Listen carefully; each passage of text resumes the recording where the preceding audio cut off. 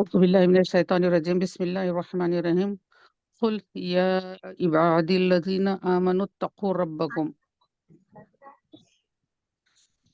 पिछले आयत मुबारका जो थी, आखिरी आयत जो थी रुकू की, उसमें अल्लाह ताला ने ये बताया था उस आयत मुबारका में कि फरमा दें कि जानने वाले और नहीं जानने वाले बराबर नहीं हो सकते। तो इल्म की यहाँ पर जो अहमियत बताई गई थी कि बहुत ज़्यादा इल्म की फजीलत है। और इल्म के बारे में एक हदीस शरीफ है कि नबी करीम सल्लल्लाहु अलैहि वसल्लम ने से ये पूछा गया था, एक शख्स ने ये पूछा कि या रसूल अल्लाह, कौन सा अमल अफजल है? तो नबी करीम सल्लल्लाहु अलैहि वसल्लम ने फरमाया कि इल्म, अल्लाह का इल्म। फिर उस शख्स ने सवाल को दोहराया कि या रसूल अल्लाह, कौन सा अमल अफजल है? तो आपने फिर ये फरमाया अल्लाह का इल्म। फिर उसने तीसरी मर्तबा ऐसे ही सवाल दोहराया, आपने यही जवाब इनायत फरमाया। तो फिर उसने कहा कि या रसूल अल्लाह, इल्म मैं अमल के लिए दरियाफ्त कर रहा हूँ। तो नबी करीम सल्लल्लाहु अलैहि वसल्लम ने इरशाद फरमाया कि वो अमल जो ज्यादा हो जोहल के साथ नफा नहीं देता है, और कम अमल इल्म के साथ जो होता है वो नफा देता है इंसान को। तो ये इससे जो है हम सबको एक सबक लेना चाहिए कि इल्म हासिल करना कितना जरूरी है। बिलखुसूस फराइज का, शरीयत का इल्म हासिल करना हम सब के लिए फर्ज है, सीखना चाहिए। क्योंकि इल्म हासिल होने के बाद जो इबादत किए जाएंगे, जो काम किया जाएगा, अमल जो भी किया जाएगा वो सही होगा, उसमें गुमराही नहीं होगी, गुनाह नहीं होगा, और सही तरीके से इंसान कर सकेगा। तो इसीलिए इल्म की यहाँ पर ताकीद की गई है। तो गुज़िश्ता जो रुकू की तवालत की वजह से मैं थोड़ा इल्म के ऊपर कहने से रुक गई थी, क्योंकि बात बहुत तवील हो रही थी, वक्त ज़्यादा हो रहा था। तो इस जानिब हमको तवज्जो देने की ज़रूरत है मेरी बहनों, कि इल्म हम हासिल करें, ताकि हमारा थोड़ा भी जो अमल होता है, हमारी थोड़ी भी जो इबादत होती है, वो जो भी हम कर रहे हैं वो अल्लाह ताला के यहाँ मकबूल हो। तो ख्वाहिश तो यही होती है कि इबादतें मकबूल हों, अल्लाह ताला कबूल फरमाए, उस पर अजर और सवाब अता करे, ये नियत होती है। लेकिन उसको, काम को उसके सही तरीके से जब किया जाएगा तो वो काम काबिल कबूल होगा। तो इसलिए जो है इल्म हासिल करना बहुत ज़्यादा ज़रूरी है। और मुझको ये बताते हुए खुशी हो रही है कि तंजीम बिनते हरम की जानिब से उर्दू घर पर इस प्रोग्राम के आगाज़ से कबल 10 बजे से 11:30 बजे तक दीनी बुनियादी दीनी तालीम का एहतमाम बगैर किसी कॉस्ट के मुफ्त इंतज़ाम किया गया है। और वहाँ पर तजवीद के बारे में भी बताया जा रहा है, और फ़र्ज़ उलूम के बारे में, मसाइल के बारे में बताया जाता है, बेसिक दीनी तालीम के मसाइल बताए जाते हैं। तो इसमें ज्यादा से ज्यादा शिरकत करने की जरूरत है। बहुत अफसोस होता है, हम जोहल को देखें, अपने दीन के बारे में हमारा जो इल्म है उसको देखें कि कितना थोड़ा है हमारे पास। तो आना कितने लोगों को चाहिए था, आना था और सीखना है ना। तो फिर उसके लिए क्या है, ये प्रोग्राम के आगाज में भी खवातीन ज्यादा नहीं रहती हैं, उसके बाद 12 बजे के बाद इस तरीके से जो है ज्यादा तादाद में आ जाते हैं। तो इससे जाहिर क्या हो रहा है कि जो चीज है उसका इम्पोर्टेंस नहीं है हमारे पास। अल्लाह महफूज रखे। तो अहमियत अगर होगी तो हम पहुंचते हैं वक्त पर। इससे पहले भी मैंने आपसे अर्ज किया था कि अगर हम किसी से अपॉइंटमेंट ले, सिर्फ एक मामूली डॉक्टर से अगर अपॉइंटमेंट लेते हैं, तो आधा घंटा पहले वहां पर पहुंच जाते हैं। लेकिन वो जो दवा में शिफा देने वाला है, उसकी बात सुनने के लिए हम वक्त पर पहुंचने के लिए तैयार नहीं है। वो जो हमको जिंदगी और मौत जिसके कब्जे में है, हम उसके लिए वक्त देने के लिए तैयार नहीं है, उसके लिए वक्त पर पहुंचने के लिए तैयार नहीं है। कितनी गलत बात है ये। तो हमको जो है दीन की तालीम न सिर्फ हमको सीखना है, और सीखने के लिए ये बात याद रखिए कि आप ये चीज छोड़ दीजिए कि मैं इतनी उम्र हो गई है मेरी, अब कैसा सीखूं, ये कैसा सीखूं, छोटी उम्र के लोगों से कैसा सीखूं। ये चीजें खत्म करना है, हमको एक बड़े मकसद के लिए काम करना है। तो ये छोटी, ये अपनी अनानियत की जो बातें हैं इसको निकाल देना है, ये फेंक देने का है। ये बहुत अच्छी चीज है जो तालीम हमको सिखाता है कि तुम अपनी अनानियत को भूल जाओ और इल्म के मशगले में लग जाओ। ये बहुत उम्दा ऐसा मशगला है कि इंसान इसमें जाता है तो इसको ऐसी लज्जत मिलती है कि इसमें और ज्यादा ये سیر کرنا چاہتا ہے، اس میں اور زیادہ یہ تیراکی کرنا چاہتا ہے، یہ علم کے سمندر میں غوطے لگانا چاہتا ہے، دلچسپی کے ساتھ، توجہ کے ساتھ، اخلاص کے ساتھ جب دین کی تعلیم کے ساتھ بندہ جڑ جاتا ہے، تو آپ دیکھیے کہ زمانے کے جو فتنے ہیں اس سے انسان اپنے آپ کو بچا بھی سکتا ہے، کہ نبی کریم صلی اللہ علیہ وسلم نے فرمایا کہ تم صرف دو جہتوں میں رہو، آپ کے فرمان عالی شان کا مفہوم ہے کہ صرف تم دو جہتوں میں رہو، یا تو تعلیم سیکھتے رہو یا تعلیم سکھاتے رہو۔ تو دیکھیے کہ سیکھنا اور سکھانا دونوں کام بھی بہت زیادہ اہم ہے، اور اس میں جڑ کر دیکھیے پھر آپ کو جو ہے اپنی زندگی بہت دن جو ہے بہت مختصر نظر آتا ہے، وقت بہت ایسا آسانی سے گزر جاتا ہے کہ لوگ پریشان ہوتے ہیں وقت کیسے گزرے گا، یہ واہیات مصروفیات اختیار کر لیتے ہیں وقت گزارنے کے لیے، بیکاری کے گفتگو ہوتی ہے وقت گزارنے کے لیے۔ آپ یہ علم کے پروسیس میں آ جائیں، علم سیکھنا ہے سکھانا ہے اس میں لگ جائیں، تو دیکھیے کہ ہماری لائف، ہماری زندگی کتنی بامقصد ہو جاتی ہے، ایسی ہوتی ہے کہ یہاں پر جو ہم عبادات کرتے ہیں تو یہ بھی ہماری انشاءاللہ تعالی مقبول ہوں گی، اور اللہ تعالیٰ اس کا اجر دنیا میں بھی رکھا ہے اور آخرت میں بھی رکھا ہے۔ وہ حدیث شریف تو سبھی کو معلوم ہے کہ جو علم سیکھنے کے لیے جاتے ہیں یا سکھانے کے لیے جاتے ہیں، ان کے لیے کتنا مرتبہ ہے کہ کائنات کی تمام چیزیں طالب علم کے لیے دعا کرتے ہیں، فرشتے اپنا پر بچھاتے ہیں جس پر چل کر ایک طالب علم آتا ہے دین سیکھنے کے لیے۔ مقام کا اندازہ کریے تو یہ کیوں ہے، یہ پھر ان کی کتنی فضیلت ہے علم کی، یہ بات کو سمجھیے کہ کیوں یہ مقام ملتا ہے، فرشتے کیوں اپنا پر بچھاتے ہیں، کیوں فرشتے محفل کو گھیر لیتے ہیں، کیوں مچھلیاں، سمندر کی مچھلیاں، بلوں میں چونٹیاں، یہ تمام جو ہے چیزیں جو ہے ایک طالب علم کے لیے دعائیں کرتی ہیں کہ اللہ تعالیٰ ان کی مغفرت فرما، اور فرشتے آمین کہتے رہتے ہیں۔ یہ اتنی بابرکت چیز ہے اور انسان آج اس کی قدر ہی نہیں کر رہا ہے، اس کی طرف سوچ رہا نہیں رہا ہے، اس کی طرف وقت لگانا نہیں چاہتا ہے۔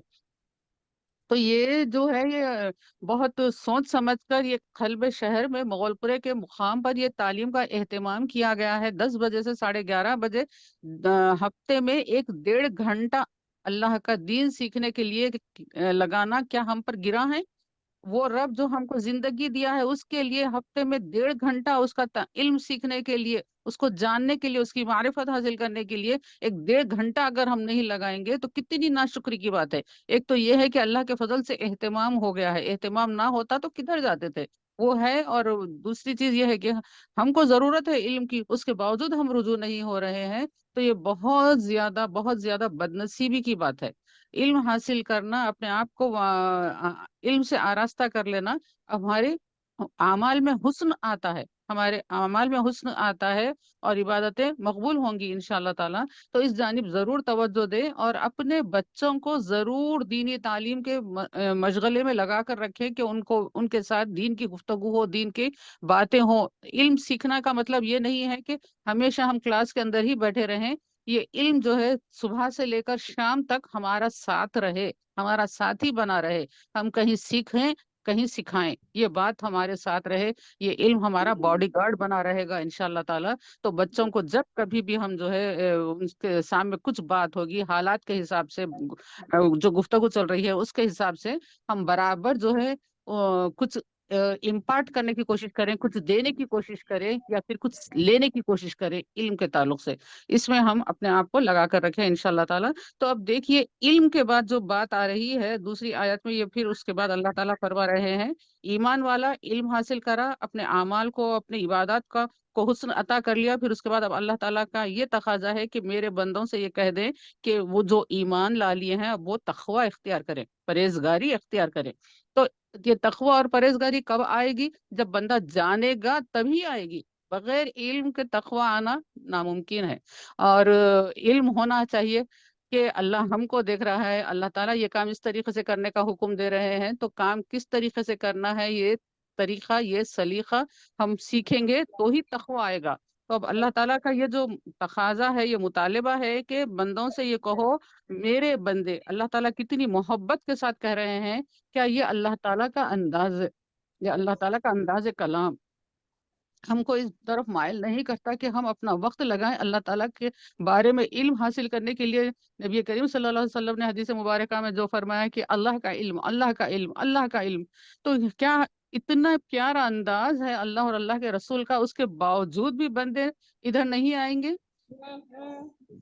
आमनु ईमान लाए, फिर उसके बाद तकवा इख्तियार करो, रब्बकुम तुम्हारे रब का, अल्लाह का तकवा इख्तियार करो, अल्लाह के का खौफ रखो, अल्लाह के लिए काम करने वाले बनो, लिल्लज़ीना अहसनु फी हाज़िहि दुनिया हसना, और जिन्होंने अहसनु जो भलाई की अपने कामों में, अहसन तरीके से, अहसन तरीका कब होता है, अहसन बोले तो आला मियार को कहा जाता है, हसीन भी नहीं कहा गया, अहसन कहा गया। तो ये जो है बहुत उम्दा तरीके से काम जब बंदा करता है, जब उसको मारिफत हो, जब उसको मालूम हो, जब उसको नॉलेज हो, जब वो जानता हो कि कौन सा काम किस तरीके से करना है, वो जब जानेगा तो तभी करेगा। मैं बार बार यहाँ पर वजाहत नहीं करूंगी, ये काम का मतलब है इबादत भी होंगे, मामलात भी होंगे, हमारी जिंदगी का हर काम होगा। और ये बात हमेशा जहन में रखिए कि अल्हम्दुलिल्लाह हम ऐसे मजहब से, ऐसे दीन के मानने वाले हैं कि ये हमारे लिए ऐसे तमाम तालीमात से मालामाल ये दीन है हमारा, कि हर काम में हमारी रहनुमाई करता है, हर काम में, छोटे बड़े जिंदगी के, खुशी के, गम के, हर काम में हमारी रहनुमाई करता है। तो इस हर काम को अहसन तरीके से करें, यानी अल्लाह और अल्लाह के रसूल के बताए हुए तरीकों से करें। तो क्या होगा, फिर हाज़िहि दुनिया हसना, तो उनके लिए इस दुनिया में, इस दुनिया में भी भलाई है, वह अर्दुल्लाहि वासिआ, और अल्लाह की जमीन वसी है, वसअत वाली है, बड़ी है। तो यानी कि अगर किसी इंसान को जो जहाँ रहता है वहां पर, उसके रहने के मुकाम पर, अगर उसको शरीयत पर अमल करने में, इस्लाम पर अमल करने में, इबादत को अदा करने में कुछ दुश्वारी हो रही है, रुकावटें खड़ी की जा रही हैं, उनके लिए तकालीफ दी जा रही हैं, तो फिर वो ऐसी जगह चले जाएं जहां जानकर वो इस्लाम पर अच्छी तरीके से इबादत के ये मामलात पर अमल कर सकते हैं, अल्लाह की इबादत भी कर सकते हैं, तो वैसी जगह पर वो चले जाएं। और इसीलिए सूरह निसा में एक आयत मुबारक आई है कि जिसमें ये कहा गया है, जब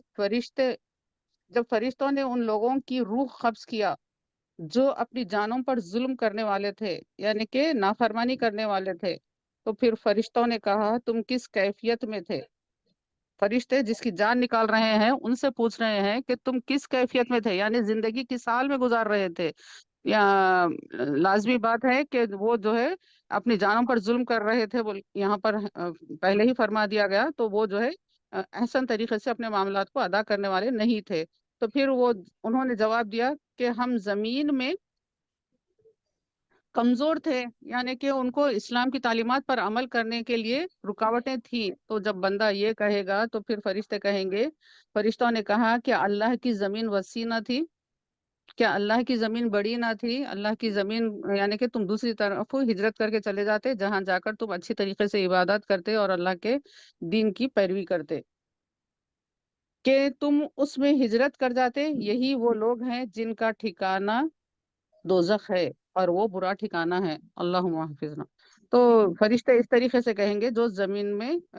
ऐसी जगह रहेंगे जहां पर उनको नमाज पढ़ने के लिए या अहकामात पर अमल करने के लिए जब जो है मुसीबत होगी, तो इस तरीके से ये फरिश्ते कहेंगे। तो ये अर्जुल्लाहि वासिया, ये तो दुनिया की भी जमीन वसी है, और आखिरत में भी अल्लाह ताला जो अहसन तरीके से काम करने वाले हैं, अल्लाह की इताअत में, फरमाबरदारी में जो जिंदगी गुजारने वाले हैं, अल्लाह ताला उनके लिए जन्नत भी बहुत ज्यादा वसी रखे हैं। जन्नत का एक छोटा छोटा मुकाम भी दुनिया की, सारी दुनिया की खूबियों से बेहतर है, बड़ा है, बहुत बहुत वसी है अल्लाह ताला की जन्नत। और ये अहादीस मुबारका में ये बात आई है जिसका मफहूम यह है कि अल्लाह ताला हर इंसान के लिए, चाहे वो मोमिन हो कि काफिर हो, हर एक के लिए जन्नत में एक घर बनाकर रखा है, और उसके अहल बनाकर रखा है, घर वाले बनाकर रखा है, घर बना है और घर वाले भी हैं। लेकिन दुनिया में जब बंदा जो है कुफ्र करता है, तो फिर आखिरत में उसको वो, उसका जो वो घर होता है, वो जो उसके अहल होते हैं, अब वो उसको नहीं मिलेगा। तो वो घर और अहल, उसके घर वाले मोमिनीन को मीरास की शक्ल में दे दिए जाएंगे। ठीक है। یعنی کہ جو بندے جو ہے کفر کیے تھے وہ جنت کے حقدار نہیں ہوئے، لیکن اللہ تعالیٰ جب انسان کی تخلیق کیا ہے، ہر بندے کے حساب سے ہر ایک بندے کا ایک گھر جنت میں بنا کر اللہ تعالیٰ تیار رکھے ہیں کہ یہ بندہ میری فرما برداری کر کر جب واپس آئے گا تو میں اس کو یہاں پر اس کا یہ ٹھکانہ دوں، جنت دوں، اس کے جنت کے گھر والے دوں۔ لیکن بندہ جو ہے کفر کرتا ہے، شرک کرتا ہے، برائیاں کرتا ہے، تو پھر جب اس کو جنت سے محروم کر دیا جائے گا، اس کے اعمال کی وجہ سے محروم کیا جا رہا ہے۔ اللہ تعالیٰ نے تو تیار کیا تھا، تو اب یہ جو جنت اس کے لیے بنائی گئی تھی، وہ جنت مسلمانوں کو میراث میں مل جائے گی، یعنی ان کے اپنے اعمال کی جو اپنے ان کے لیے جو بنائی گئی تھی وہ جنت تو ملے ہی گی، اور اس کے علاوہ جو ہے یہ کفار کی جنت بھی میراث میں مل جائے گی۔ تو اندازہ کیجئے کہ اتنی بڑی ہے، وسیع ہے جنت۔ انما یوفی الصابرون اجرهم بغیر حساب،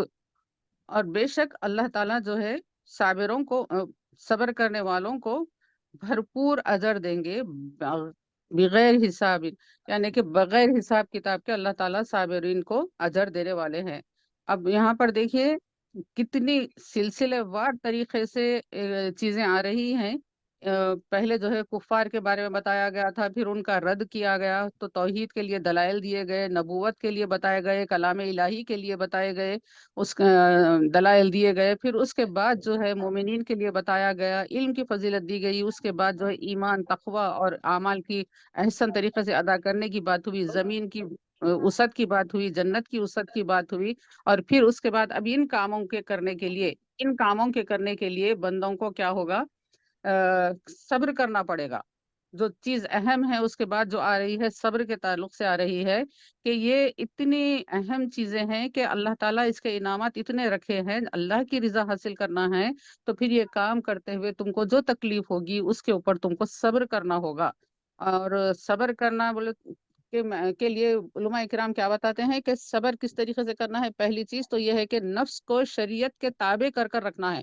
نفس کو آزاد نہیں چھوڑنا ہے، آزاد جانور کی طرح نہیں چھوڑنا ہے، آزاد گھوڑے کی طرح نہیں چھوڑ دینا ہے کہ یہ تم کو جس طرف جائے وہ تم کو کھینچ کر لے کر جائے، بلکہ تم نفس کو اپنے قابو میں رکھو، جس طریقے سے ایک لگام لگایا ہوا جانور ہوتا ہے، گھوڑا ہوتا ہے، پھر اس کے اوپر تم سوار ہو جاؤ اور تم اس کو جو ہے لگام اپنے ہاتھ میں رکھ کر جدھر موڑنا ہے موڑو۔ تو اس طریقے سے انسان کو اپنے نفس کو کنٹرول کرنا ہے، یہی انسان کی انسانیت کی معراج ہے، جو اللہ تعالیٰ نے اس کے اندر یہ قوت دی ہے کہ یہ اپنی خواہشات نفسانیہ کو اپنے قابو میں کر سکتا ہے۔ یہی اشرف المخلوقات ہونے کی علامت ہے کہ بندہ اپنے نفس کو اپنے قابو میں رکھے۔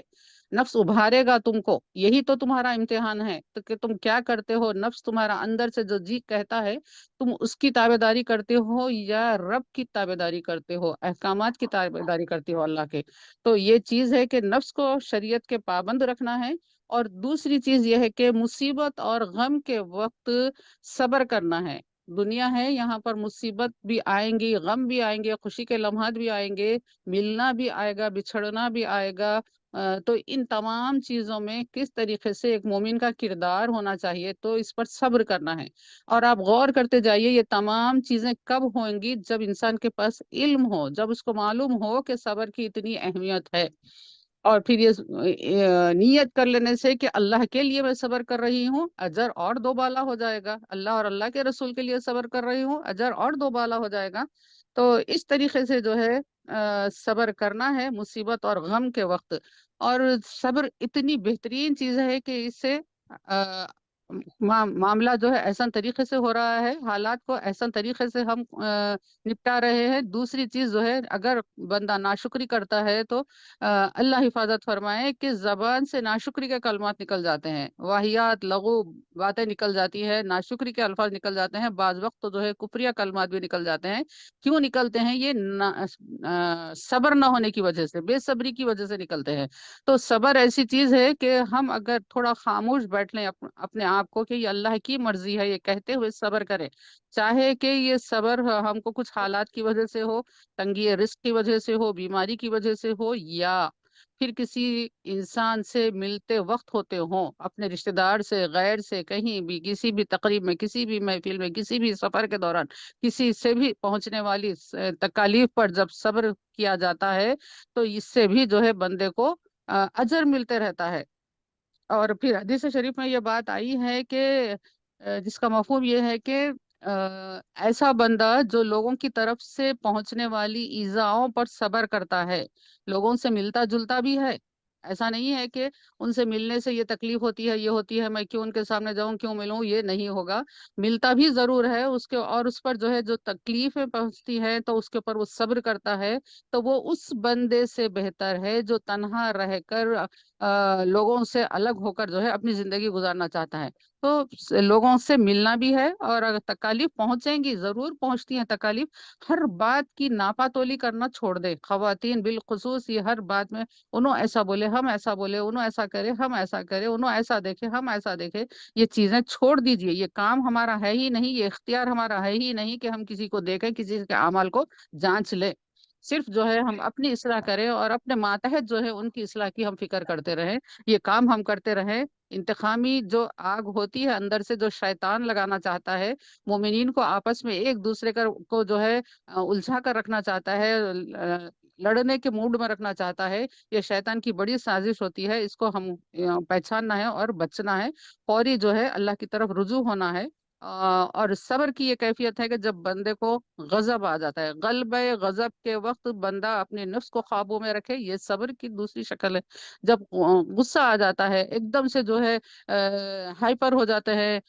ریز ہو جاتا ہے بندہ کسی کی بات پر، کسی کو دیکھ کر، کچھ ہو کر، تو ایک دم جب طبیعت میں ایسا ہو جاتا ہے، پارا چڑھ جانا جس کو بولتے ہیں، انسان کے اندر گرمی آ جاتی ہے، غصہ آ جاتا ہے، اس وقت فوری اس کو جو ہے جھٹکنا ہے، ہم کو نیچے کر لینا ہے، اپنے آپ کو نیچے کرنا ہے۔ جیسے یہ بتایا گیا ہے تعلیمات کے، جو غصہ جو ہے آگ سے ہوتا ہے، غصہ کون سی چیز انسان کے اندر ہے جو غصے کو بڑھاتی ہے؟ آگ، آگ ہے جو اندر پیدا ہو جاتی ہے، وہ آگ سے غصہ اور بڑھتا ہے، اور آگ کا شعلہ اوپر ہی جاتا ہے، اوپر ہی اٹھتا ہے، تو اس کو بجھانا چاہیے۔ کس طریقے سے بجھانا چاہیے؟ بتایا گیا کہ جب تم کو غصہ آیا تو وضو کرو، وضو کرو، اور کھڑے ہوئے ہوں تو بیٹھ جاؤ، بیٹھے ہوئے ہیں تو لیٹ جاؤ، اس طریقے سے غصے کے شعلے کو کم کرنا چاہیے، اور اپنی زبان کو بند رکھنا چاہیے، اور وضو کر کر پانی پینے سے غصے کی کیفیت سے انسان بہت جلد الحمدللہ واپس آ جاتا ہے۔ تو اس طریقے سے یہ صبر کرنا ہے۔ اب دوسری چیز جو صبر کی ہے، دوسری شکل یہ ہے کہ انسان گناہوں سے اپنے آپ کو بچائے، گناہوں سے بچائے، اگرچہ کہ بعض چیزیں ایسی رہتی ہیں، گناہ کرنے سے انسان کی نفس کو تسکین محسوس ہوتی ہے، خوشی محسوس ہوتی ہے کہ ارے یہ کرے تو ایسا ہوگا، کچھ سرور محسوس ہوتا ہے، انجوائمنٹ فیل کرتے ہیں، انٹرٹینمنٹ ہوتا ہے، لیکن یہ چیزوں کو چھوڑ کر صبر کر کر ہم ان چیزوں سے اجتناب کریں گے تو اس پر بھی اللہ تعالیٰ اجر عطا فرماتے ہیں۔ تو صابرین کا بہت زیادہ اجر ہے، اور مولا علی کرم اللہ وجہ سے روایت ہے کہ قیامت کے دن ہر ایک کے نامہ اعمال تولے جائیں گے، تولے جائیں گے، لیکن صابرین جو ہیں گے، صبر کرنے والے جو ہوں گے، ان کے نامہ اعمال ہی نہیں کھولے جائیں گے، نہ ان کا دفتر کھولا جائے گا، نہ ان کے لیے میزان قائم کیا جائے گا، ان کو بے حد اور بے شمار اجر و ثواب عطا کیا جائے گا صابرین کو آخرت میں۔ جب ان کے اوپر اتنی انعامات کی جب بارش ہو رہی ہوگی آخرت میں، تو وہ لوگ جو مصیبت میں، بلاؤں میں دنیا میں گرفتار نہیں تھے، آخرت میں ان کو دیکھ کر کہیں گے کہ کاش ہم کو دنیا میں اتنی مصیبتیں ہوتی، اتنی مصیبتیں ہوتی کہ ہمارے جسم قینچیوں سے کاٹے جاتے، تو پھر ہمارے کو یہاں پر اتنا اجر اور ثواب ملتا تھا۔ تو صبر کرنے پر، مصیبتوں پر صبر کرنے پر، گناہوں سے بچنے کے لیے صبر کرنا ہے، یہ سب بہرحال صبر کی ہر کیفیت پر اللہ تعالیٰ اتنا اجر محفوظ رکھے ہیں اپنے بندے کے لیے۔ یاد رکھیں کہ اللہ تعالیٰ مومن کے کسی بھی بندے کے کسی بھی اجر کو اللہ تعالیٰ ضائع نہیں کرتے ہیں، اللہ تعالیٰ عادل ہیں۔ آپ کا اللہ تعالیٰ جو ہے عدل فرمانے والے ہیں، کسی کا بھی اجر اللہ تعالیٰ ضائع نہیں فرماتے۔ تو جو بھی خوبی بندہ کرے گا اس پر اس کو بہترین اجر اس کے پروردگار کے پاس سے ضرور ملے گا انشاءاللہ تعالی۔ پھر آگے اللہ تعالیٰ فرماتے ہیں قل انی امرت ان اعبد اللہ، آپ فرما دیں کہ مجھے یہ حکم دیا گیا ہے کہ میں اللہ کی عبادت کروں، مخلصا لہ الدین، خالص اس کا بندہ ہو کر۔ اب دیکھیے کہ کتنے گائیڈنگ پوائنٹس اس سورے میں آ رہے ہیں، کہ اب یہاں پر بات ہوئی تھی علم کی، ہوئی ایمان کی، ہوئی تقوی کی، ہوئی احسن اعمال کی، ہوئی صبر کی، ہوئی، اب یہاں پر ہو رہی ہے بات مخلص، یعنی خاص نیت کے خاص خالص رکھ کر جو ہے کام کیا جائے، ریاکاری نہ ہو اور اس دکھاوا نہ ہو، لوگوں کو بتانے کے لیے نہ ہو، اور نہ اس سے جو ہے کوئی دینی کام کے ذریعے کوئی اجرت طلب کرنا بندے کا مقصد ہو۔ صرف کام جو ہے جو دین کا کیا جائے گا، یا دین کا ہو یا دنیا کا ہو، ہر کام جو ہے اللہ ہی کے لیے کرنا ہے۔ یہ نیت کو خالص رکھ کر جب بندہ کام کرے گا تو اس کا عمل اس کے لیے بہت زیادہ نفع دینے والا بنے گا۔ تو نیتوں کو خالص رکھنا ہے، اس کے اندر کوئی دوسری محبت نہیں رہنا چاہیے، اپنے دل کے اندر دوسری محبت نہیں رہے، صرف اللہ ہی کی محبت رہے، ہر چیز سے بے نیاز ہو کر، اللہ ہی کے ہم جو ہے نیاز مند بن کر، اللہ ہی کے لیے ہم محتاج بن کر، ہر کام کو اللہ کی طرف رجوع کرتے، اللہ کے لیے کرتے ہوئے یہ نیتوں کو خالص کر لیں گے۔ اور یہاں پر یہ جو بتایا گیا کہ نبی کریم صلی اللہ علیہ وسلم سے کہ آپ فرما دیں کہ مجھ کو یہ حکم دیا ہے، یہ تو انسانوں کے لیے پیغام ہے کہ نبی کریم صلی اللہ علیہ وسلم جو انبیاء ہوتے ہیں ان کو اللہ تعالیٰ کے احکامات پہلے ملتے ہیں، اس کے بعد دوسرے لوگوں کے پاس آتے ہیں۔ تو پھر یہ اللہ تعالیٰ نے اپنے نبیوں کے ذریعے، یہاں پہ نبی کریم صلی اللہ علیہ وسلم کے ذریعے یہ حکم فرمایا کہ خالص کر لیں اپنے دین کو، اپنے اعمال کو اللہ ہی کے لیے کر لیں۔ وہ امرت لان اکون اول المسلمین، کہ اور مجھے یہ حکم دیا گیا ہے کہ میں ہو جاؤں پہلے مسلمان، یعنی پہلے جھک جانے والا، سب سے پہلے فرما برداری قبول کرنے والا۔ تو بات یہی ہوئی ہے کہ احکامات جب انبیاء کے پاس پہلے آئیں گے تو سب سے پہلے عمل کون کریں گا؟ انبیاء ہی عمل پہلے کریں گے۔ تو یہاں یہ بات بتائی گئی کہ مجھ کو یہ حکم دیا گیا ہے کہ میں سب سے پہلے مسلمان ہو جاؤں۔ قل انی اخاف ان عصیت ربی عذاب یوم عظیم۔ پھر آپ نبی کریم صلی اللہ علیہ وسلم سے اللہ تعالیٰ ارشاد فرماتے ہیں کہ فرما دیں کہ مجھ کو ڈر ہے، انی اخاف، مجھ کو ڈر ہے کہ ان عصیت، اگر میں اپنے نافرمانی اختیار کروں اپنے پروردگار ربی، میرے رب کی، عذاب یوم عظیم، ایک بڑے دن کے عذاب کا ڈر ہے۔ تو یہ اس طریقے سے نبی کریم صلی اللہ علیہ وسلم کے ذریعے سارے انسانوں کو یہ بات بتائی گئی ہے کہ اگر اللہ کے احکامات کی خلاف ورزی کرتے ہیں تو ایک بڑے دن یعنی قیامت کے دن کے عذاب کا ڈر بندوں کو ہونا چاہیے۔ قل اللہ، فرما دیں کہ اللہ عبدا مخلصا لہو دینی، اسی کی عبادت کریں۔ پھر اخلاص کا بیان آ گیا ہے، اسی کے لیے اخلاص ہو، اسی کے ہو کر اسی کا بندہ ہو کر جو ہے عبادت کرنا چاہیے۔ فَاعْبُدُوا مَا شِئْتُم مِّن دُونِهِ، پھر اتنا سمجھانے کے بعد، اتنا بولنے کے بعد بھی جو بندہ نہ سنے تو پھر اب ان کو جو ہے بیزارگی کی وجہ سے یہ انداز اختیار کیا گیا کہ فَاعْبُدُوا مَا شِئْتُم مِّن دُونِهِ، تو تم کو جو چاہے تم جس کی چاہے عبادت کر لو۔ قل ان الخاسرین الذین خسروا انفسهم واہلہم یوم القیامہ، تو پھر آپ فرما دیجئے کہ ان الخاسرین، بے شک خسارے میں وہ لوگ رہیں گے، نقصان اٹھانے والے وہ لوگ ہوں گے، الذین خسروا انفسهم، یعنی کہ جو اپنی جانوں پر ظلم کیے ہیں، جو اپنی جانوں کو جو ہے خسارے میں ڈال لیے ہیں، نقصان میں ڈال لیے ہیں، اعمال کے ذریعے، اپنے اعمال کے ذریعے، دنیا میں جو انہوں نے اعمال اختیار کیے تھے اس کے ذریعے وہ اپنے آپ کو نقصان اٹھانے والے بنا لیے،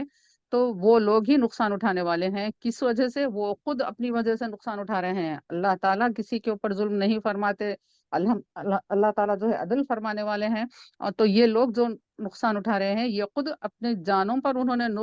ظلم کر لیا تھا، اس لیے آج یہ نقصان اٹھا رہے ہیں۔ وہ اہلہم، اور ان کے لوگ، یوم القیامہ، قیامت کے دن، الا ذالک هو الخسران المبین، آگاہ ہو جاؤ، ہاں جان لو کہ یہی بہت تاکید کے ساتھ، وارننگ کے ساتھ یہ بات کہی جا رہی ہے کہ ہوشیار ہو جاؤ، خبردار، کہ یہی حقیقت کا کھلا ہوا نقصان ہے۔ انسان جو ہے کچھ چوری ہو جاتا ہے تو سمجھتا ہے کہ نقصان ہو گیا ہے، کچھ سمجھتا ہے کہ کم نفع میں اگر تجارت کریں تو نقصان ہوتا ہے، لیکن اللہ تعالیٰ فرما رہے ہیں کہ حقیقت میں جو ہے نقصان وہ ہے جو انسان اپنے جانوں پر ظلم کرتا ہے۔ بہت سے ہمارے مسلم معاشرے میں جو بات ہو رہی ہے وہ یہ کہ ماں باپ کے ترکے میں بھائی بہنوں میں تقسیم برابر عمل نہیں لاتے ہیں، عمل میں نہیں لاتے ہیں، بالخصوص بہنوں کو جو ہے ترکے سے محروم کر دیا جاتا ہے، اور ये इतनी बहुत घिनौनी हरकत है। मीरास की तकसीम जो है अदल के साथ होना चाहिए। और ये समझते हैं खुद माँ बाप भी बात जगह ऐसे रहते हैं, बहुत से मुकामात पर खुद मैंने देखा और सुना है कि माँ बाप का, खुसूसन माओं का ये रहता है कि जायदाद पूरी मेरे बेटे को मिल जाए, ये घर मेरे बेटे को मिल जाए। तो इसके लिए क्या करते हैं, उनके नाम पर मुंतकिल कर देते हैं, कुछ कुछ हीले करते हैं, या फिर नहीं भी करे तो भाई जो है बाद में बहनों को डरा धमका कर या कुछ भी कर कर अपने नामों पर कर लेते हैं। और करे बाज जगह ये भी देखा जाता है कि बराए नाम कुछ थोड़े से पैसे दे दिए जाते हैं और बहनों से साइन ले लिया जाता है। तो ये दुनिया को तुम धोखा दे सकते हो तो लेकिन अल्लाह ताला हर चीज से वाकिफ है, तुम्हारे दिल में क्या है अल्लाह ताला वो जानता है। और तुम ये समझते हैं कि बहन का हक तलफी कर कर उसको हिस्सा ना देकर उसकी मीरास, जो मीरास वो हिस्सा जो अल्लाह ने मुकर्रर करा है उसके जिम्मे, वो तुम अदा करना नहीं चाहते हो। वो तुम्हारे हाथों के जरिए अल्लाह ताला उसको दिलाना चाहता है। तुम कौन हो जो देने वाले? वो हिस्सा अल्लाह का मुकर्रर करता है। बेटी का हिस्सा, बहन का हिस्सा जो है वो अल्लाह ने मुकर्रर किया है। बीवी का हिस्सा, माँ का हिस्सा, ये सब हिस्से जो विरासत के हैं ये अल्लाह ने मुकर्रर किए हैं। इसको तुम्हारे हाथों के जरिए अल्लाह दिलाना चाहता है। और तुम उसको बीच वाले हो, एक मिडिल मैन हो, और उसमें जो है तुम नहीं दोगे तो क्या समझ में आएगा? ये तुमने अमानत में खियानत की है, बहुत बड़ा तुमने घिनौना जुर्म किया है। और ये समझते हैं कि ये दुनिया का थोड़ा सा माल मैं उसको नहीं देकर मैं ये सारी बिल्डिंग अपने नाम पर कर लेकर बड़े मजे में मैं इसका रेंट खाते रहूंगा, इसकी इससे कुछ काम करूंगा, अपनी दुनिया जिंदगी बना लूंगा, ये समझते हैं, ये दुनियावी फायदे की जो बात सोचते हैं। हकीकत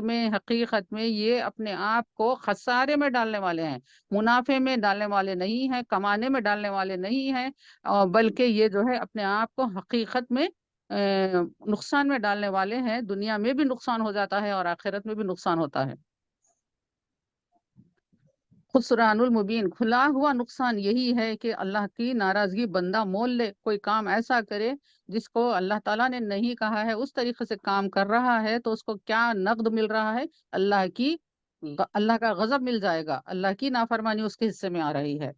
लहुम मिन फौकहिम जुललुम मिनन नारी व मिन तहतिहिम जुलल। और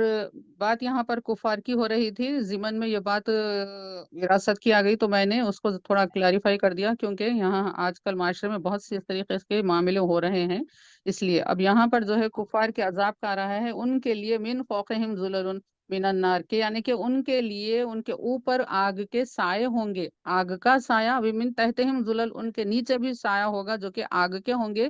तो इस तरीके से यानी कि ऊपर और नीचे भी आग ही रहेगी। इसका मतलब यह है कि दोजख के तबकात हैं, जो तबकात भी किस तरीके से बने हुए हैं, उनके हर तबका यानी उसका छत जो होगा, उसका फर्श जो होगा, ये सब भी जो है आग ही के होंगे। इस तरीके की तबकात है आग के नीचे ऊपर, हर तरफ से वो लोग जो है आग में घेरे हुए रहेंगे। जालिका युखव्विफुल्लाहु बिही इबादी, ये इससे, जालिका इससे, युखव्विफु अल्लाहु, अल्लाह डराना चाहता है, अल्लाह डराता है, बिही इससे, इबादहु उसके अपने बंदों को। यानी जो आग का ये नक्शा यहाँ पर खींचा गया है कि आग इस तरीके से होगी, अगर हम पकवान कर रहे हैं, थोड़ी भाप लग जाए तो कैसी महसूस होता है, गर्मी कैसी महसूस होती है, कितना इंसान जो है तलमलाए जाता है। तो यहाँ पर जो है अल्लाह ताला एक नक्शा बता दिए हैं कि इस तरीके का रहेगा माहौल, वहां पर नीचे आग, ऊपर आग, अतराफ आग। इस तरीके से ये बताकर अल्लाह ताला अपने बंदों को डराना चाहते हैं, आगाह करना चाहते हैं कि या इबादी फत्तकून, ऐ मेरे बंदो मुझसे डरो, ऐ मेरे बंदो डरो, डरने वाले बन जाओ। ऐसी आग है तो अब अल्लाह से डरो कि ये आग का ईंधन ना बनो, अल्लाह ताला की इबादत करो, अल्लाह ताला की इताअत करो, तकवा इख्तियार करो, इखलास इख्तियार करो, सब्र इख्तियार करो, अपने आमाल को एहसन बना लो। वल्लज़ीना इज्तनबुत तागूत, और वो लोग जिन्होंने इज्तिनाब किया, जो बचते रहे तागूत की, यानी कि दूसरे माबूदों से जो बचते रहे अंग यअबुदूहा, कि उनकी इबादत करे। ऐसे अल्लाह को छोड़कर किसी और की इबादत नहीं किए, वो अपने आप को बचाते रहे। अब जब बचा लिया तो बंदे को क्या करना है? एक तरफ से बच गए हम तो हमको क्या करना है? दूसरी तरफ जाना है, रुजू होना है, तागुत से बचे, शैतान से बचे। तागुत यानी कि हर वो बुराई یہ اس کے بارے میں بھی مفسرین اکرام نے بڑی تفصیل لکھی ہے کہ طاغوت یعنی صرف بت پرستی ہی طاغوت نہیں ہے، نفس انسان کے دل میں جو بھی خواہشات ہوتے ہیں ان کو بھی مفسرین اکرام نے بت کہا ہے، یعنی کہ یہ بھی انسان کے خواہشات کے بت ہیں جن کے آگے بندہ جھک جاتا ہے، خواہش کے لیے ہر کام کرنے کے لیے بندہ شریعت کو جو ہے چھوڑ دیتا ہے، شریعت کو چھوڑ کر خواہش کے ساتھ چلنے جاتا ہے، تو اس کو بھی مفسرین اکرام نے طاغوت کہا ہے۔ تو طاغوت سے بچتے ہیں کہ ان کی عبادت کی جائے، تو انابو کدھر رجوع ہوئیں گے؟ اب ادھر سے بچنا ہے تو جانا کدھر ہے؟ اللہ، اللہ کی طرف جانا ہے۔ تو جو ادھر سے بچا لیا اپنے آپ کو، گمراہی کا ایک راستہ تھا، ایک ہدایت کا راستہ تھا، گمراہی کے راستے پر جانے سے جس نے اپنے آپ کو بچا لیا، اور انابو اللہ، جو اللہ کی طرف اپنے آپ کو رجوع کر لیا، اس راستے پر اپنے آپ کو ڈال لیا، صراط مستقیم پر ڈال لیا، اللہ کے حبیب کی پیروی میں ڈال لیا، تو وہ بندوں کے لیے اللہ تعالیٰ نے کہا لہم البشرا، ان کے لیے کیا ہے؟ بشارت ہے، ان کے لیے جو ہے خوشخبری ہے۔ سبحان اللہ! جو لوگ اللہ اور اللہ کے رسول کی پیروی کرتے ہیں، طاغوت سے بچتے ہیں، شریعت کے خلاف کام نہیں کرتے، ان کے لیے بشارت ہے، خوشخبری ہے، آخرت کی خوشخبری ہے، دنیا میں بھی ان کے لیے خوشخبری ہے، دائمی سکون ہے ان کے لیے۔ فبشر عبادی، بس یہ خوشخبری دے دیجئے، خوشخبری سنا دیجئے میرے بندوں کو۔ سبحان اللہ! اللہ تعالیٰ کس طریقے سے فرما رہے ہیں، اور اس آیت مبارکہ کا شان نزول یہ بتایا جاتا ہے کہ حضرت ابوبکر صدیق رضی اللہ تعالیٰ عنہ کے پاس حضرت عثمان غنی اور حضرت عبد الرحمن بن عوف اور حضرت طلحہ، حضرت زبیر، حضرت سعید، حضرت سعد بن ابی وقاص، یہ تمام اصحاب جو کہ عشرہ مبشرہ کے صحابہ ہیں، یہ تشریف لائے تھے، اور حضرت ابوبکر صدیق رضی اللہ تعالیٰ عنہ سے دریافت کیا تھا کہ آپ کس حال میں ہیں، یعنی کہ اس وقت نبی کریم صلی اللہ علیہ وآلہ وسلم کی بعثت کے چرچے تھے، مکہ مکرمہ میں اسلام کے کیا جو ہے تعلیمات کا شعاعیں نکل چکی تھی، اعلان ہو چکا تھا، لوگوں تک کی کانوں تک یہ باتیں پہنچ چکی تھی، تو اس کے بارے میں یہ لوگ دریافت کر رہے تھے حضرت ابوبکر صدیق رضی اللہ تعالیٰ عنہ سے۔ تو آپ نے فرمایا کہ میں تو اسلام قبول کر لیا ہوں، میں نے تو اپنے آپ کو اللہ کے آگے جھکا دیا ہوں۔ تو اب یہ سنے تو یہ لوگ بھی پورے جو ہے اسلام میں داخل ہو گئے، تو اس لیے یہ بات بتائی جاتی ہے۔ انشاءاللہ تعالی میں اسماء عشرہ مبشرہ اسکرین پر شیئر کروں گی۔ میں اپنی تمام بہنوں سے یہ خواہش کرتی ہوں کہ یہ 10 نام ہیں اصحاب عشرہ مبشرہ کے، یہ نام ہم یاد کریں، یہ نام اپنے بچوں کو بتائیں، تو یہ کتنی عظیم شخصیات ہیں، ان کے نام ہم یاد رکھیں، انشاءاللہ تعالیٰ ان کی برکتیں رہیں گی۔ جیسے کہ یہ بات ہے کہ ایک طرف سے ہم کو بچنا ہے، یہ دنیا کے جو فتنے ہیں اس سے بچنا ہے، تو ہم کو کدھر رجوع ہونا ہے؟ اللہ کی طرف رجوع ہونا ہے، اللہ والوں کی طرف رجوع ہونا ہے، اللہ کے حبیب کی طرف رجوع ہونا ہے، اللہ والوں کی طرف رجوع ہونا ہے۔ تو پھر یہ اللہ والے ہیں جن کے تذکرے ہمارے لیے ایمان کو قوت دیتے ہیں، ہم کو عمل کے لیے ہمارے خون میں حرارت پیدا کرتے ہیں، ہمت دیتے ہیں، حوصلہ بڑھاتے ہیں، اور یہ ہمت دیتے ہیں کہ طاغوت سے تم اس طریقے سے بچ سکتے ہو، برائیوں سے اس طریقے سے بچ سکتے ہو، نفس کی خواہشات سے تم بچ سکتے ہو۔ تو یہ بزرگوں کے تذکرے ہمارے پاس رہنا چاہیے، ہم کو ان سے محبت ہو جانا چاہیے، جس طریقے سے ہم کو اپنے آبا و اجداد سے ہے کہ ہم بڑے اپنے سکون محسوس کرتے ہیں اپنے آبا و اجداد کے تذکرے بولتے ہوئے کہ ہمارے والد ایسے تھے، ہمارے دادا ایسے تھے، جب ان کے پاس علم ہے تو علم کے بارے میں، دولت ہے تو دولت کے بارے میں کچھ، اور ان کا عمل ہے تو اس کے بارے میں بتاتے ہوئے انسان اپنے آپ میں جو ہے خوشی محسوس کرتا ہے۔ تو اس طریقے سے اس سے زیادہ، اس سے زیادہ، اس سے زیادہ خوشی ہم کو جو ہے ان بزرگوں کے تذکروں سے ہونا چاہیے، ان کو ہمارے جو ہے زندگی کا حصہ بنانا چاہیے، ان سے ہمارا رشتہ مضبوط ہونا چاہیے، یہ رشتے ہم کو اپنے اولاد کو بتانا ہوگا کہ یہ ہیں ہمارے بزرگ، ان کو ہم کو دیکھنا ہے، ان کی پیروی ہم کو کرنا ہے۔ تو اس طریقے سے ہے کہ یہ اس آیت مبارکہ کا شان نزول یہی بتایا گیا ہے۔ پھر آگے دیکھتے ہیں الذین یستمعون القول فیتبعون احسنا، اور وہ لوگ جو سنتے ہیں القول، بات کو کان لگا کر سنتے ہیں، کان لگا کر سنتے ہیں۔ دیکھیے کتنے پیارے احکامات ہیں، کتنے پیارے گائیڈ لائنس اس میں آ رہے ہیں سورے میں، ماشاءاللہ، جو کان لگا کر سنتے ہیں۔ اخلاص آ گیا، اب اس کے بعد عمل کے لیے کیا بتایا گیا کہ کان لگا کر سنیں، کان لگا کر یہ نیت سے سنیں کہ کیوں، وہ بھی بتایا گیا ہے کہ فیتبعون، کہ پھر میں اس کی اطاعت کروں گی، اس کے اندر جو بات آئے گی، گفتگو میں جو آئے گی، میں یہ بات سن رہی ہوں، تو پھر اس میں جو اچھی بات آئے گی میں اس کے اوپر کیا کروں گی؟ عمل کروں گی۔ یہ نہیں ہے کہ صرف آ کر محفل میں بیٹھ گئی، میں آ کر تھوڑی دیر بیٹھ کر چلے گئے اور لوگوں کو بول دیا کہ چلو ہم بھی اجتماع میں جاتے ہیں آتے ہیں، اسی طریقے سے نہیں، اللہ تعالیٰ یہاں بتا رہے ہیں کہ احسن طریقے سے نیت خالص کر کر آپ کو اللہ کی طرف آنا ہے۔ آئے بعد یہاں پر کیا کر رہے ہیں کہ کان لگا کر سنیں گے، کان لگا کر سن رہے ہیں، تو پھر نیت یہ ہے کہ جو اس میں اچھی بات آئے گی، میرے لیے عمل کے لیے جو بات آئے گی، میری غلطی کی جو نشاندہی کی جائے گی، میں اس کے اوپر عمل کروں گی۔ سبحان اللہ۔ فَيَتَّبِعُونَ احسنا، کس طریقے سے؟ احسن طریقے سے عمل کروں گی، بہت اچھی طریقے سے، عمدگی کے ساتھ، اخلاص کے ساتھ، خلوص دل کے ساتھ جو ہے اس کے اوپر عمل کروں گی، یہ نیت کے ساتھ۔ تو کیا ہے پھر اللہ تعالیٰ کیا فرما رہے ہیں؟ بندہ جب ایک کرتا ہے، ایک قدم اٹھاتا ہے کہ وہ یہ اس طرف بڑھنا چاہ رہا ہے، تو پھر اللہ تعالیٰ کیا کر رہے ہیں اس کے لیے؟ دیکھیے کیسی رحمت کے دروازے کھل رہے ہیں۔ اولئک الذین ھداھم اللہ، یہ وہی لوگ ہیں جن کو اللہ تعالیٰ نے ہدایت دی ہے۔ اللہ تعالیٰ کی ہدایت جو کان لگا کر سنتے ہیں اس نیت کے ساتھ کہ میں اس میں جو اچھی بات آ رہی ہے اس پر عمل کروں گی، تو اللہ تعالیٰ فرما رہے ہیں، اللہ تعالیٰ کی گواہی ہے کہ یہ لوگ ہدایت یافتہ ہیں،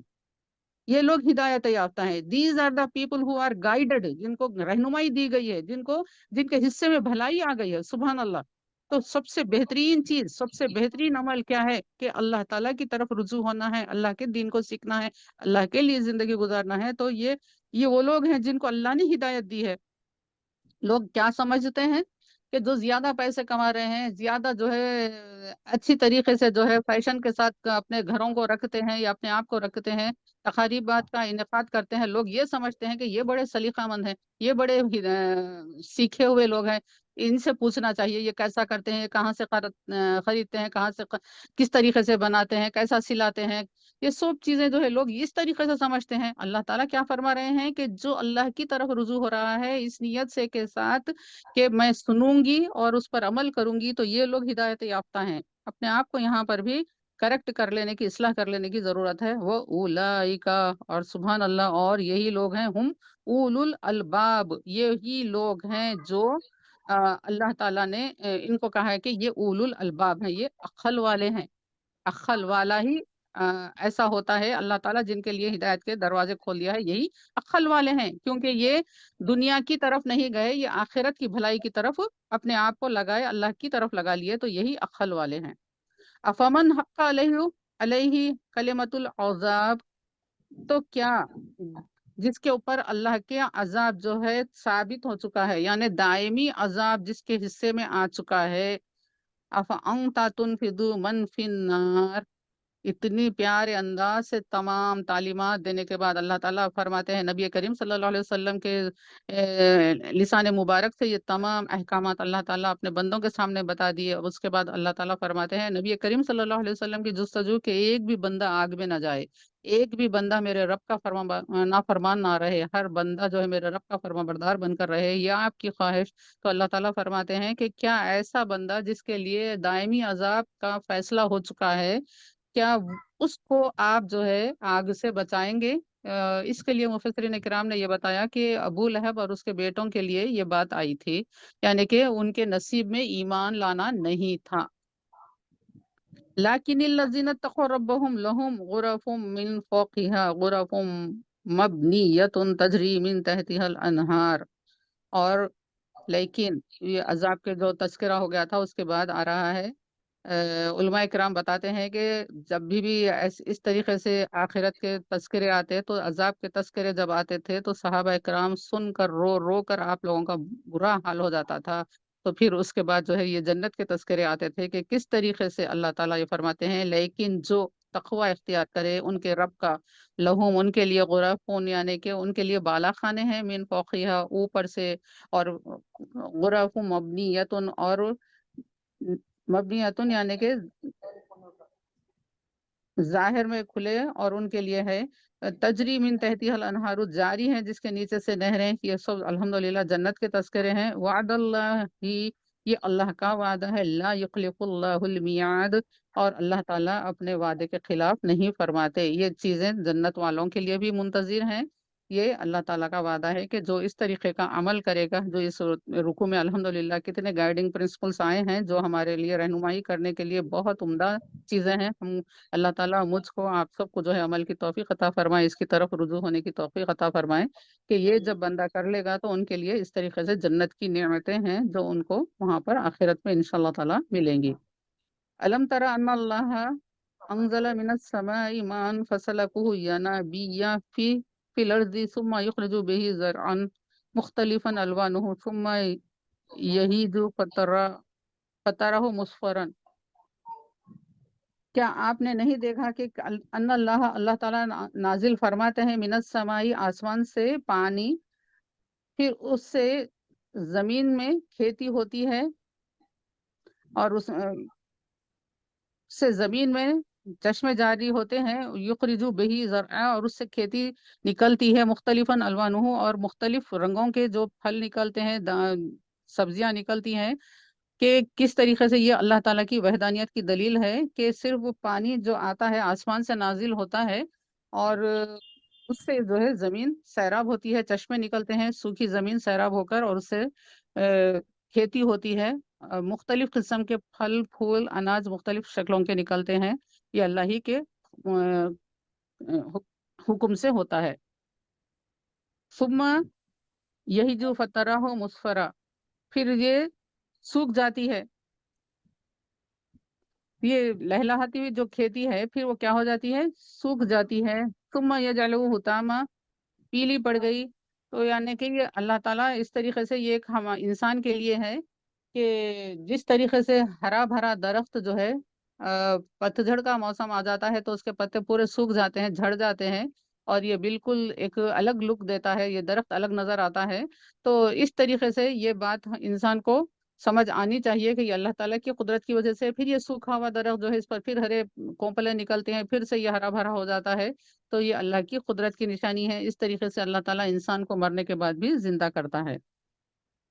इन्ना फी ज़ालिका ला ज़िक्र ली उलिल अलबाब, बेशक इसमें नसीहत है